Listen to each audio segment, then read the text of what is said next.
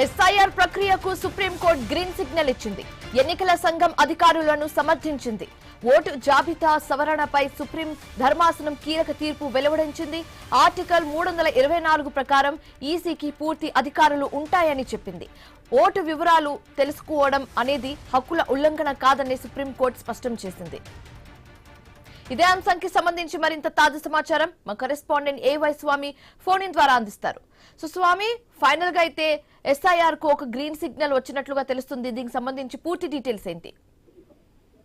దేశవ్యాప్తంగా ఈ special intensive review అదైతే ఎలక్షన్ కమిషన్ నిర్వహిస్తుందో ఎస్ఐఆర్ స్పెషల్ ఇంటెన్సివ్ రివ్యూ అని చెప్పి నిర్వహిస్తున్నారు. దాని మీద దేశవ్యాప్తంగా చర్చ కొనసాగుతుంది. కొద్దిమంది దీన్ని వ్యతిరేకిస్తున్నారు. దీనికి జరుగుతున్నటువంటి ప్రక్రియను అభ్యంతరం వ్యక్తం చేస్తూ సుప్రీంకోర్టు వెళ్లిన సందర్భంగా సుప్రీంకోర్టు ధర్మాసనం దీన్ని విచారించింది. ఇందులో 2 కీలకమైనటువంటి వ్యాఖ్యలు చేసింది.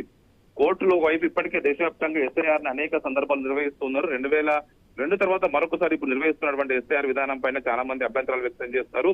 ఇందులో ఎస్ఐఆర్ ప్రక్షాళనకు సంబంధించి విధానం మాత్రమే మారింది. దీన్ని మేము రద్దు చేయలేమని చెప్పేసి వైపు సుప్రీంకోర్టు స్పష్టం చేసింది. స్వేచ్ఛాయుత ఎన్నికలు ప్రజాస్వామ్యానికి బలం. ఈ ప్రక్రియ స్వేచ్ఛగా నిష్పక్షపాతంగా జరగాలంటే రాజ్యాంగబద్ధంగా ఆదేశాన్ని బలోపేతం చేస్తుంది. ఇది ఎన్నికల ప్రక్రియను చట్టబద్ధతను పెంచుతుందని చెప్పేసి కూడా సుప్రీంకోర్టు స్పష్టం చేసింది. ఎస్ఐఆర్ ను సవాల్ చేస్తూ దాఖలైన పిటిషన్ సందర్భంగా సుప్రీంకోర్టు ఈ వ్యాఖ్యలు చేసింది. ఖచ్చితంగా ఎన్నికల సంఘం అధికారాలనేది సమర్థించింది. ఓటర్ జాబితా సవరణపై సుప్రీంకోర్టు ధర్మాసనం ఆర్టికల్ 320 ప్రకారం ఈసీకి పూర్తి స్థాయి అధికారాలు ఉన్నాయి. ఓటర్ వివరాలు తెలుసుకోవడం అనేది హక్కుల ఉల్లంఘన కాదని కూడా సుప్రీంకోర్టు స్పష్టం చేసింది.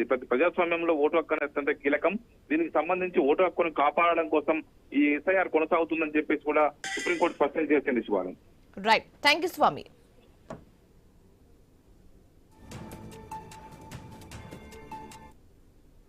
ఎస్ఐఆర్